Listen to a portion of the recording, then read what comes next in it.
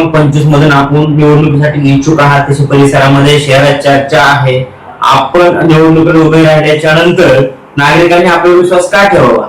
Sir, हा प्रश्न मलाही पडला होता, पण गेली 5-7 वर्षापासून जे समाजाचे प्रश्न होते, नागरिकांचे प्रश्न होते, सोसायटीचे प्रश्न होते, हे प्रश्न घेऊन ज्या वेळेस मी नेत्याकडे गेलो, नगरसेवकाकडे गेलो, स्थानिक लीडरकडे गेलो, पण कुठल्याही प्रकारचे आमच्या प्रश्नाला वाचा फुटली नाही. खऱ्या अर्थानं जर वाचा फोडायची असेल तर प्रशासनाला गेल्याशिवाय आपण त्याच्यावरती अंकुश आणू शकत नाही, हे मला वाटलं. पण अशा काय समस्या सुटलेल्या तुम्हाला स्वतः वाटतं की नगरसेवकाला निवडून राहायला पाहिजे? चिंचवडचे लाडके आमदार आदरणीय शंकरशेठ जगताप त्यांच्या माध्यमातून नक्कीच आम्ही प्रश्न सोडवण्याचा प्रयत्न करतो, पण ज्या प्रश्न आमच्या सुटल्या नाहीत तो म्हणजे आमचा अनाथ घराचा प्रश्न आहे. अनाथ घराचा प्राधिकरणात आम्ही राहतो. आमच्या बऱ्याचशा कॉलन्यामध्ये जो पाठीमाग जो पर्व पाराखडा झाला त्याच्यामध्ये आमच्या कॉलन्यातून जो रस्ता जातो त्या रस्त्याची आम्ही आंदोलन केले, मोर्चे काढला, प्लस आम्ही हरकती घेतल्या, पण कुठूनही वाचा फुटली नाही. जर खऱ्या अर्थानं जर वाचा फोडायची असेल तर आम्हाला पालिकेत जाऊन प्रतिनिधी केल्याशिवाय त्याला मार्ग निघणार नाही. शेट्ट आम्हाला नक्की मदत करतील,